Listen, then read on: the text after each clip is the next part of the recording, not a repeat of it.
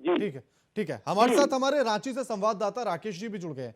राकेश जी, सवाल आपसे ये है कि जिस तरह से उन्होंने कहा कि कोयला तो सेंटर के अंदर में आता है, लेकिन वो उसका भी खनन बता रहे हैं, फिर वो कैसे हो रहा है? बालू के खनन के लिए ओंकार जी का कहना है कि उन्होंने तो आरोप लगाने का काम था, उन्होंने लगा दिया, बात खत्म हो जाती है।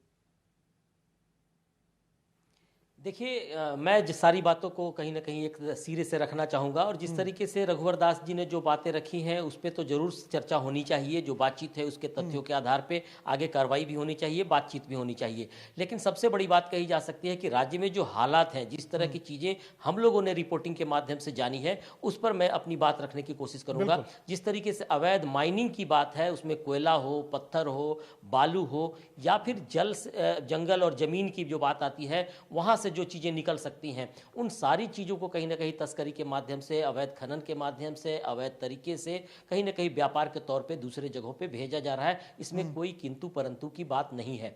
अब कैसे भेजा जा रहा है, क्यों भेजा जा रहा है, कौन भेजवा रहा है, ये सारी चीज़ें जांच का विषय के तहत आती है। जांच के दौरान ही इन सारी चीज़ों को सामने रखा जा सकता है। और ऐसा नहीं है कि पहली बार इस तरह की चीज़ें सामने आई हैं। लंबे समय से यहाँ के खादानों का दोहन हुआ है, माइंस मिनरल्स का दोहन हुआ है, जंगल का दोहन हुआ है, लेकिन जिसका फायदा राज्य को मिलना चाहिए, राज्य के लोगों को मिलना चाहिए। जिस तरीके से सेंट्रल गवर्नमेंट के अधीन जो आती है माइंस एंड मिनरल्स, उसका जो राजस्व होता है उसको किस तरीके से मिलना चाहिए। अगर सही तरीके से माइंस का निकाला जा सके, उसका निष्पादन किया जाए, उसको तरीके से निकाल कर सही जगह पहुंचाया जाए, तो शायद राजस्व का फायदा होगा। लेकिन अगर अवैध तरीके से सारी चीज़ें निकलेंगी तो कहीं ना कहीं राज्य का भी नुकसान है, और आने वाले समय में यहाँ के लोगों का भी भारी नुकसान होता नजर आ रहा है, जिसको लेकर कई जगहों से सवाल भी खड़े हुए हैं। हाल के दिनों में कोर्ट की तरफ से टिप्पणी की गई थी कि कोयला जिस तरीके से निकाला जा रहा है राज्य में अवैध तरीके से, उसका फायदा ना तो राज्य को हो रहा है, ना देश को हो रहा है। अवैध तरीके से कई जगहों पे भेजा जा रहा है, जिससे इलाके में पर्यावरण की समस्या भी होगी